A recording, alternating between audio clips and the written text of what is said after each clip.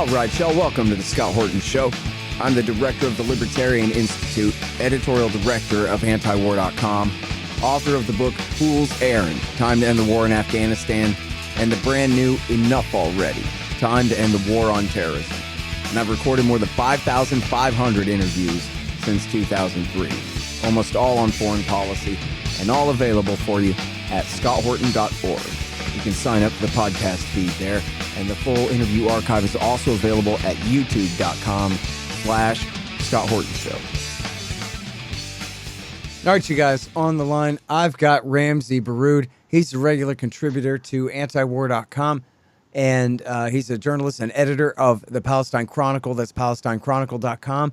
He's the author of 6 books, and he's got a brand new one with Ilan Pappé called Our Vision for Liberation. Engaged Palestinian leaders and intellectuals speak out. And so, first of all, welcome back to the show. And second of all, this is already out. Oh, it just hit in last month, a month ago, May 15th, it says here. Great. Welcome back. How are you doing? I am doing well, Scott. Thank you for having me again. Happy to have you here. And congratulations on this great new book and on this great co-author. I know Ilan, I'm probably saying his name wrong, Pappé is really a legend in terms of the scholarship that he's done on the Israel-Palestine conflict from, I guess, an Israeli but non-Zionist point of view. Is that fair to say? That's very fair to say. Yes, it's a great honor to have had the chance to work with Ilan, who was my supervisor at the university for my PhD. So doing a book with your teacher is not... It's quite an intimidating feat, but it went very well, and we are very happy with the product. Okay, great. Yeah, I was going to say that could either be a nightmare or a dream come true, or maybe something in the middle there.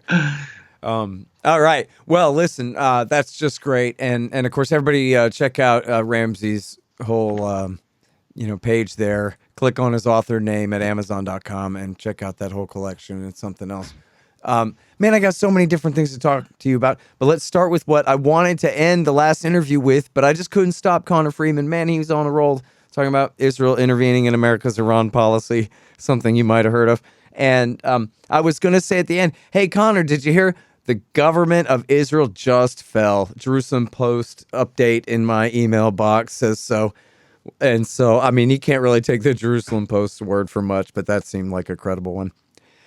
So Naftali Bennett is doomed, and that means what's his name? His partner, who was going to trade off and become prime minister, that whole deal's off. And I wonder if you're wondering the same thing I'm wondering, which is whether we're going to have Benjamin Netanyahu back in charge over there again now. You know, this is very much a possibility. I mean, this is what Netanyahu has been fishing for since the government, this very strange, odd coalition was formed. He knew that the fault lines are way too many for it to survive. And if anybody knows anything about surviving in Israeli politics, it's Benjamin Netanyahu. And he has done his fair share to contribute to the collapse of the government. As you know, I've written extensively about this issue for anti-war before, and where we predicted that this government is not going to last for long. And it was really unified around a single principle, pushing Netanyahu out of politics. They have succeeded, but temporarily. And now they have to face Israeli voters next October for the 5th elections within less than 4 years. Yeah. Well, I don't know how Likud is doing right now. I mean, there's a lot of factors at play in terms of Israeli domestic politics that are just completely beyond my scope. But I know that there's nobody with his charismatic leadership skills, such as they are in terms of, Israeli politics, Ehud Barak or Naftali Bennett or, what's his name? The bouncer from Yisrael Beitenu. These guys, Lieberman. Yeah, exactly, Lieberman. These guys can't hold a candle to him in terms of political skill and his ability to claim influence in America and all those other things, They can't, Scott, but there is something bigger than all of them combined, and that is the Israeli Israeli political constituencies throughout the country has veered sharply towards the right, and for many years. So in other words, these guys would have to appease this constituency. And Naftali Bennett's biggest problem was the fact that he brought this kind of mishmash of a coalition, including far right and left and Arab Party and others. And for the Israeli voters, that is the majority, the vast majority of which actually now define themselves as right, couldn't identify with it. So the seeds of the collapse of the government were placed there from the first day that the government was announced. I think this is something beyond all of them. They have to cater to an existing political mood in the country that hasn't really changed for years and years. It's quite solid. Yes, we can argue that Netanyahu played a big role in shaping that right-wing constituency, but in my opinion, the country was moving in that direction regardless. Yeah. Well, I mean, isn't that something, the idea that Netanyahu's going to end up joining the Labour Party or something, or breaking off his own Kadima because Likud gets too right-wing for him, something nuts like that? I guess anything's possible. Or he'll just ride the wave and get worse, huh? That's right. But also there is another factor to all of this, and that is Israel is now an unstable country, not just politically, but militarily as well. I mean, if the early Zionist leaders look or are aware of what is actually happening in their country right now, they would be absolutely shocked. Israel is a country that operates on a worn-out ideology, that is Zionism. It is something that the very definition of that ideology has changed tremendously from its early days until today. It's a country that has no plan, no particular. If there is anything that unifies Israelis right now, is just their fear of demographics. You can't run a country based on trying to ensure that your enemy's birth rate is low. I mean, this is not a way to run a country. So the very idea of Israel, as articulated by the early Zionists, have collapsed. Yeah. And this is why Israel is in a very, very deep trouble. Bennett, Lieberman, Netanyahu, Lapid, it doesn't matter. Nobody can possibly fix something that is broken to 1,000 pieces. And that's Israel's problem. Regardless of what's going to happen in October, the instability is going to continue. Yeah. Now, I know we've discussed this before, and nobody really knows how the counterfactual would play out or anything like that. But at least on the face of it, from their point of view, the solution is obvious. Just let the Palestinians go. Let the Palestinians have 22%. What's left of historic Palestine, the West Bank and the Gaza Strip and East Jerusalem, and then you don't have that problem to deal with anymore. The only reason that they have a demographic problem is because they kidnapped 6 million people. They kidnapped 6 million people and refused to accept the fact that even from a demographic point of view, the Palestinians are now arguably, and many agree, are already larger, have larger numbers than the Israeli Jews. So you have this issue now. Your premise is that in order for us to survive as a Jewish state, we always have to be higher in numbers. Well, you've lost that bet. Even in Jerusalem, which has been kind of the microcosm of this demographic war that is really a kind of a one-sided war launched by Israel. They came up about 20 years ago with this plan of, Greater Jerusalem. I don't know, it was called something like Greater Jerusalem 2000s or something to that effect. And the plan was they want to maintain 70%, 30% majority over Palestinians. And they played every kind of trick in the book. They expanded the borders of Jerusalem. They called it Greater Jerusalem. They excluded Palestinian neighborhoods, like Shu'afat, for example, which is very highly populated. They excluded it from the new boundaries. They brought settlements and Jewish settlers into the new boundaries. And then they began this process of what Pape refers to as incremental genocide, pushing Palestinians out slowly, ethnically cleansing them slowly, destroying their homes slowly, with the hope that at one point, 2020, there will be a sustainable Jewish majority. Well, guess what? They failed at that. And this is where they put all of their resources, all of their know-how, all of their social engineering to achieve that goal. And now they failed. And this is why what's happening in Sheikh Jarrah and Silwan and other neighborhoods in East Jerusalem. By the way, this is part of the story that's kind of quite missing. We talk so much about Sheikh Jarrah and the ethnic cleansing and all of that, but what we haven't really spoken about is that how all of these factors in the initial plan of 2 decades ago of trying to create this sustainable Jewish majority in East Jerusalem. And this is why they are so angry, and this is why there's so much violence in East Jerusalem. They are trying to get to that percentage, and they failed. Well, if they failed in East Jerusalem, well, imagine in historic Palestine, they can't possibly succeed.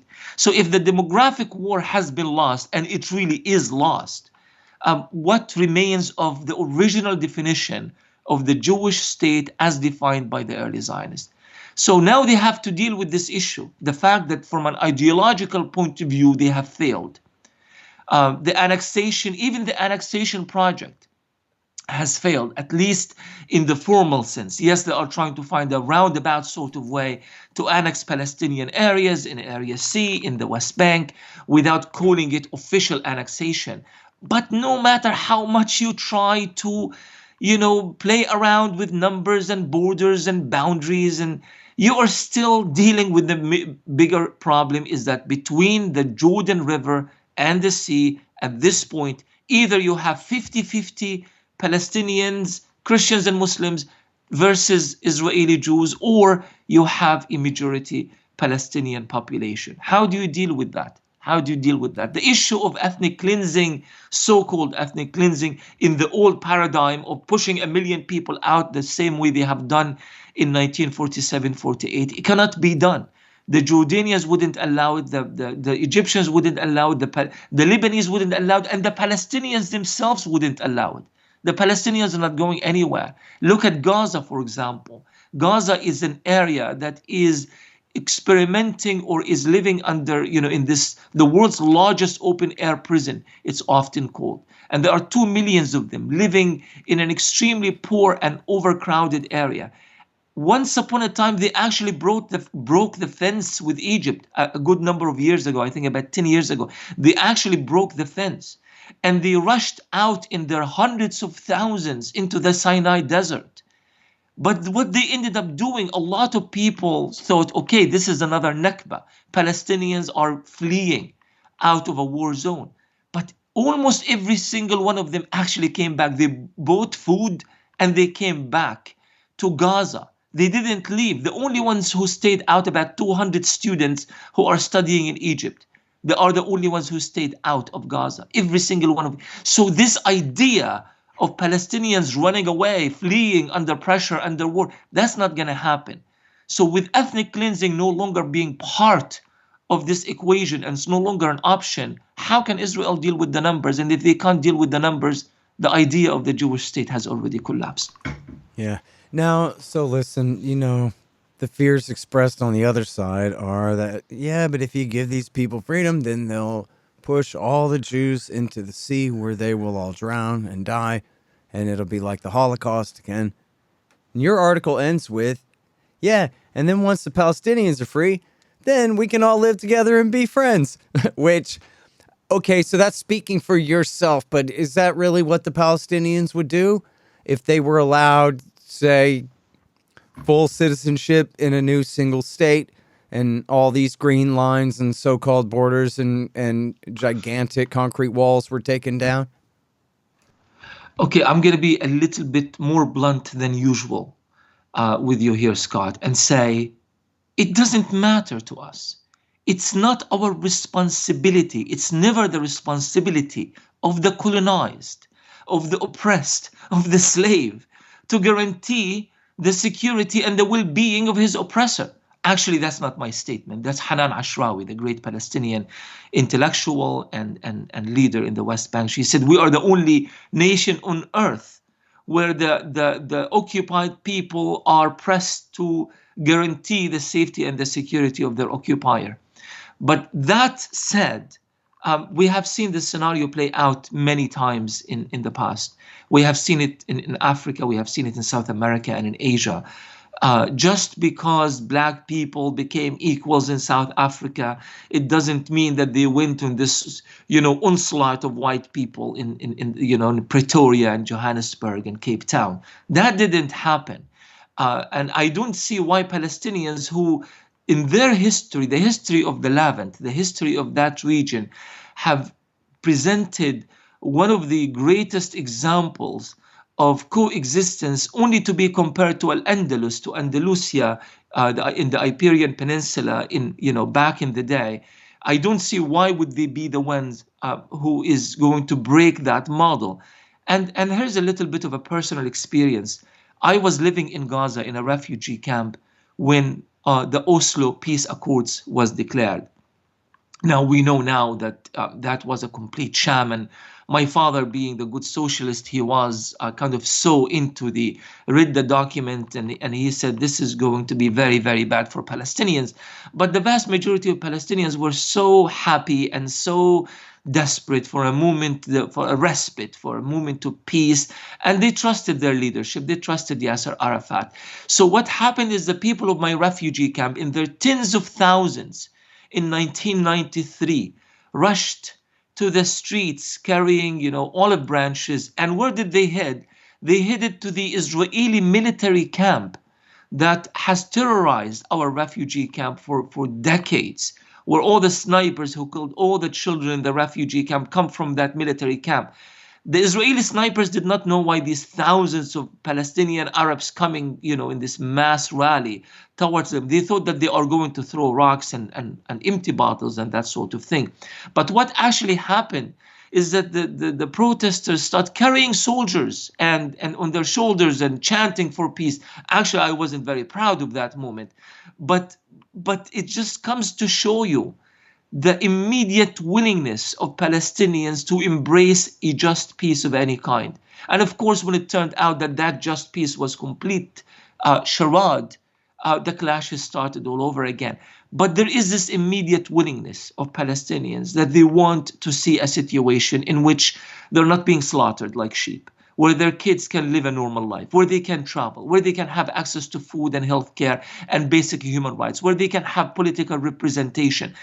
There is so much desperate need for hope that any attempt at actually bringing a just peace to the Palestinians, you are going to find vast majority of Palestinians embracing it. And we have seen that in the case of Oslo. The honeymoon was over in a year or so, but Palestinians have indeed shown their willingness to interact and to engage with any possibility of real peace. And I think once we reach that point, that Palestinians once more reach that conclusion, I think there will, and of course this is a one-state solution, is not going to happen overnight. There will be a transition, and there will be intellectual dialogues, and there will be conferences, and there will be rallies, and there will be cultural exchanges, and that sort of thing. And I think a process of that nature would give us a lot more hope that Palestinians that Palestinians and Israelis can possibly make that option a reality, as opposed to this continued state of ethnic cleansing, war, killings, shootings, and assassinations. Hang on just 1 second. Hey, y'all, the audiobook of my book, Enough Already, Time to End the War on Terrorism, is finally done. Yes, of course, read by me. It's available at Audible, Amazon, Apple Books, and soon on Google Play and whatever other options there are out there. It's my history of America's war on terrorism from 1979 through today. Give it a listen and see if you agree. It's time to just come home. Enough Already. Time to End the War on Terrorism. The audiobook. Hey guys, I've had a lot of great webmasters over the years, but the team at expanddesigns.com have by far been the most competent and reliable. Harley Abbott and his team have made great sites for the show and the Institute, and they keep them running well, suggesting and making improvements all along. Make a deal with expanddesigns.com for your new business or news site. They will take care of you. Use the promo code SCOTT and save $500. That's expanddesigns.com. Hey guys, Scott Horton here for Listen and Think Libertarian Audiobooks.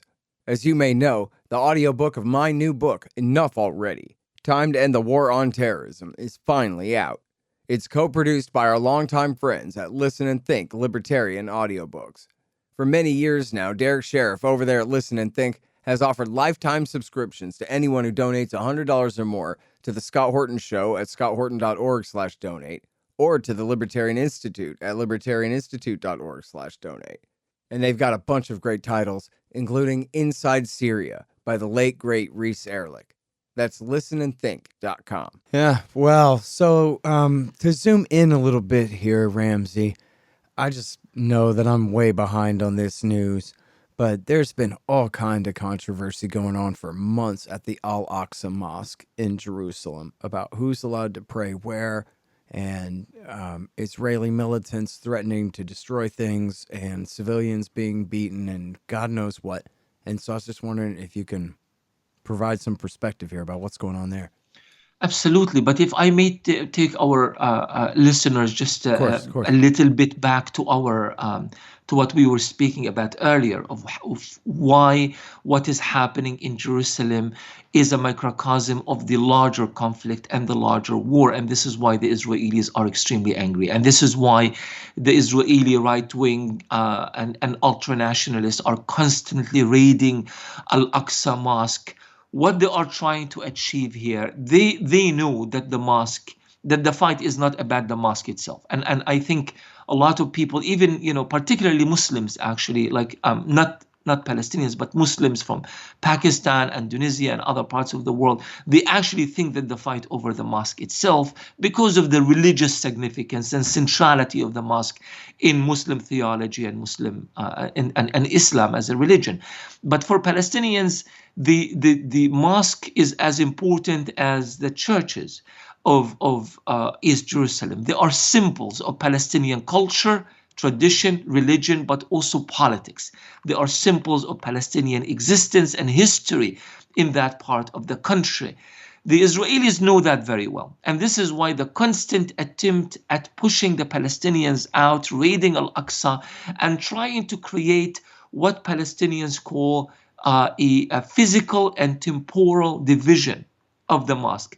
What they mean by that is, if we go back to 1994, when an Israeli Jewish American militant extremist Baruch Goldstein raided the Ibrahimi Mosque in Hebron al-Khalil and killed 29 Palestinian worshippers, and he was eventually killed by the people in the mosque after he killed all these people.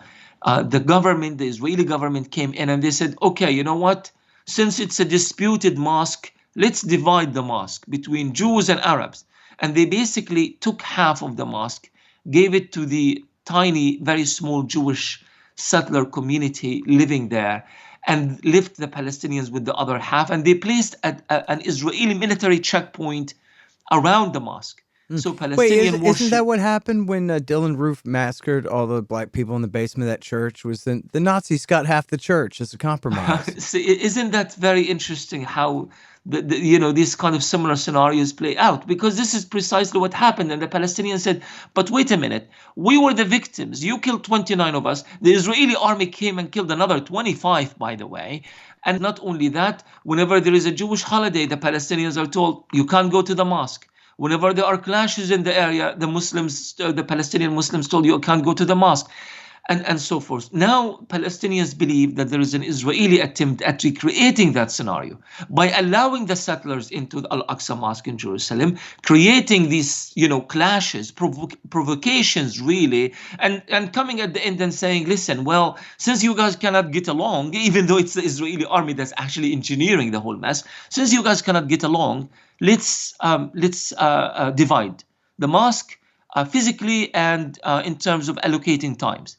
The Jews can pray during this time, the Muslims can pray this time during this time. But there is something more dangerous than that. they understand the centrality of the mosque to the Muslims of East Jerusalem. Every Palestinian Muslim in East Jerusalem goes to that mosque the same way that every Christian in East Jerusalem have their own houses of worship. If you take control over these houses of worship, what you do here, you create a scenario in which you are pushing people out of the area, out of their neighborhoods. You are basically disrupting the cultural and traditional and historical flow of those communities, with the hope of reducing the numbers of Palestinians, where you can maintain that absolute majority that you have been seeking throughout the years. So this is why Palestinians are very, not just in East Jerusalem, but throughout historic Palestine, are very, very much involved in this fight, because they know if they lose the mosque and they lose East Jerusalem, then Israel is going to do the exact same scenario repeated to smaller communities here and there until they get exactly what they want. So the fight for the mosque is a fight for East Jerusalem, and the fight for East Jerusalem is a fight for all of Palestine. And this is why Palestinian resistance in Gaza and elsewhere are getting involved. They're saying that we understand the complexity of this situation. This is not about East Jerusalem. This is also about Gaza, the same way that Gaza is also about the West Bank. So you see this unity that is happening now among Palestinians, the kind of unity that we haven't really had in such a long, long time. We've been talking about unity among factions, Hamas, Fatah, national unity agreements, whose fault is it, and that sort of thing. Well, it seems that the Palestinian people have transcended that kind of discussions, and they are pushing for a different type of unity that is actually unifying Palestinian communities throughout historic Palestine. Oh, man. All right. Now, listen, can I keep you another couple minutes here? I want to ask you about Mali. Oh, absolutely. Go for it. So you wrote this great piece for antiwar.com. The geopolitical war over Mali, West Africa, is up for grabs. And of course, as you correctly note here, our story begins with Hillary Clinton and Barack Obama's aggressive attack on Libya in 2011. Take it from there, Ramzy. Well, this is the thing about U.S. foreign policy, is that they always think of the immediate. I remember Hillary Clinton's, lovely chuckle when she arrived to Libya during the war, and she declared that we came, we saw, he died, referring to the way that Muammar Gaddafi was murdered. In a most heinous way, actually, that I can't even articulate to your listener. There was something awful in the way he was murdered. And there was supposed to be another victory for American democracy. Of course, they dumped a massive amount of weapons in that poor country, eventually turning it into a pariah state, a state with no central government, a state with no central army, no actual institution, divided the country between East and West, although in reality, the vast majority of the south of Libya was completely just up for grabs, controlled by bandits, by tribes, by all sorts of militias. They basically destroyed Libya. They claimed the victory for their voters and they moved on.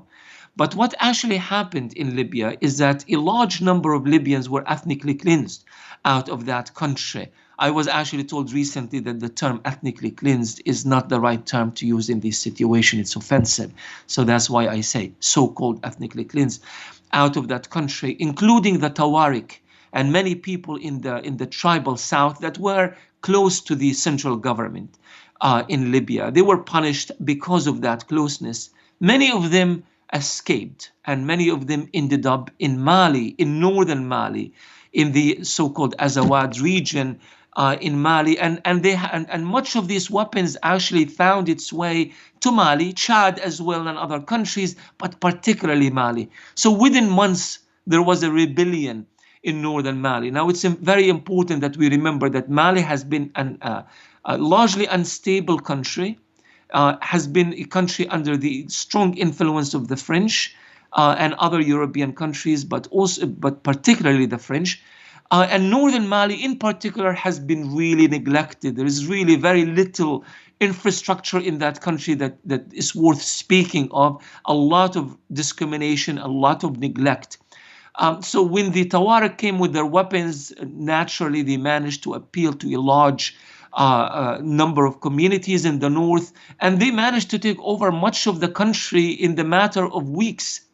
That created the kind of destabilization that allowed France to kind of make its move and come and kind of really come to colonize Mali all over again, but this time in the name of we are trying to restore democracy, we are trying to restore order. But of course, there was a very heavy colonial agenda at work in Mali. Well, since then, Mali has been extremely unstable. French soldiers have been affiliated with all sorts of massacres and mass graves, and the people who invited them to Mali in the south are the very people who now wanted them out. Well, who came to the rescue? Russia. Russia began providing military assistance and helicopters and anti-terrorism equipments and that sort of thing. And the Malians are actually quite happy with it because the Russians don't have a colonial agenda the same way that the French have colonial agenda, and they are not really necessarily affiliated with any kind of mass killings. So the honeymoon between the Malian government and the French government was over very quickly, and Russia moves in. Russia has been moving in for quite some time in East Africa, not just in Mali. But what made the picture very, very complicated is that France has decided that it's time for us to leave Mali and perhaps eventually East Africa just before the Ukraine war started. And that's just before the geopolitical war between Russia and NATO countries reached its zenith as it is today. So the US is now involved, France is involved. They are trying to push back, they are trying to reclaim Mali once more, but I think it's a case of too little too late, especially as we see other countries for example, the Central African Republic and other countries that are actually moving the same direction as Mali has done. So this is creating another basically battleground for the geopolitical war, and Africa is now kind of at the heart of this new dimension of the war that has opened up as of late. Mm-hmm. And of course, pitting the U.S. versus Russia. There's a Chuck Norris movie in here, just waiting to go. It's the perfect kind of thing, and that's why the grunts. Gareth Porter instructed me. It was regular GIs, enlisted men, conscripted men on the ground in Vietnam who invented the term "self-licking ice cream cone," and that's exactly what we have here. Just another place where we can compete because of the crisis that we created a little while ago in the land of Timbuktu, which I think most Americans, if they ever heard of, thought was an imaginary place from a Disney movie or something. Mm-hmm. That's how remote that is. And it's really important to note that the Malian Kingdom was one of the greatest, not only African kingdoms, but was one of the greatest kingdoms of its time anywhere in the world. A land of wealth and architecture and beauty. And that's really most of the fighting has been happening in that area, which the historical sites have been largely demolished or damaged by all of this. Yeah, in fact, there's this heroic effort that was made by locals in Timbuktu to basically take all the scrolls from the library and pass them out to trusted members of the community to hide in their houses, which worked. And they saved all these ancient scrolls and all of these things before the Bin Ladenites, who for some reason have a bunch of brand new white Toyota Helix pickup trucks with machine guns on the back. Thanks, Prince, whoever in Saudi Arabia for that. Before they could get there, they successfully hid all these scrolls and saved all this ancient literature and whatever else. But yeah, and they did talk about, graves were desecrated and this kind of thing. So, the Bin Ladenites, they don't like graves. That's, hedonistic to have a grave, I guess. I don't know. Yeah, I mean, I'm so glad that you wrote this piece for us. I was so glad to see it because I know, in fact, someone was just tweeting at me the other day that, oh, I was thumbing through your table of contents here, and I see you have a chapter about Mali. All right. And this person was excited just to know. I guess she knew a thing or two about it already. And so she was just excited that anybody else cared at all enough that, wow, you even have a chapter about it in your terror war thing here. So that's, in other words, that just goes to show how little this is discussed, how little attention is given to it, even though it's all the fault of the American empire, of course. And, by the way, I'm not sure if this is one of the things you listed or not, but, Gaddafi's government there used to have tight southern border controls. And with the dissolution of that regime, it meant there's this massive influx of sub-Saharan Africans trying to get to Italy. But, of course, there's a sea in the way. And I don't know exactly what the count is, but in 2015 and 16, I think it was the worst of it. I think it was on the order of, something like 10,000 people drown out there trying to make it to Italy. And this kind of thing is another part of the chaos, that innocent civilians caught up in this thing.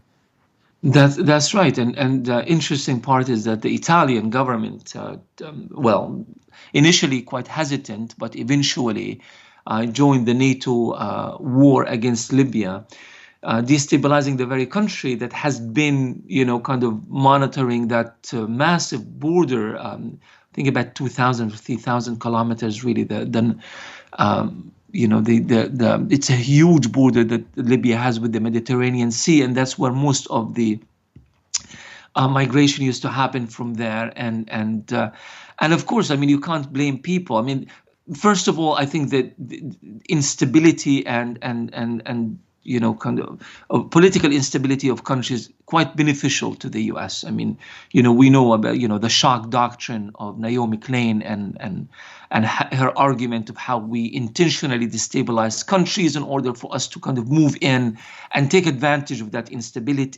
instability and create new alliances and reshape the countries in any way that is good to fit our own foreign policy. So that was quite beneficial to the U.S., but it wasn't beneficial at all to the very countries that kind of went along with the NATO war. And Italy, there's so much racism in Italy, a lot of racism in Italy that has emerged as a result of this following the 2011 war. But you kind of like tell people and intellectuals there, it's like, yes, I understand that you are frustrated with all these people coming to your country and you're already struggling, your economy is already struggling. But remember, it was you that actually went and dropped bombs on Libya and destroyed the central government and destroyed the very army and destroyed the very navy that was actually policing that region. And now you are complaining that all of these immigrants are coming in and ruining our way of life or whatever it is that they have a problem with. But it just comes to show you that NATO, they try to make it appear as if they really do have their act together, but they really don't, whether in Iraq, in Afghanistan, in Libya, in Mali, in Ukraine. It always backfires and backfires quite badly. Yeah, I'm afraid so. All right, everybody, find Ramzy at Palestine Chronicle. That is PalestineChronicle.com and at antiwar.com/Ramzy-Baroud. We need to fix that. It should just be /Ramzy so it's easy to say on the radio. And but anyway, you can find him right there in the right-hand column at antiwar.com. And check out his brand new book just out, Our Vision for Liberation, Engaged Palestinian Leaders and Intellectuals Speak Out. Really appreciate it. Thank you very much, Scott. Take care. The Scott Horton Show on Anti-War Radio can be heard on KPFK 90.7 FM in LA, APSradio.com, antiwar.com, scotthorton.org, and libertarianinstitute.org.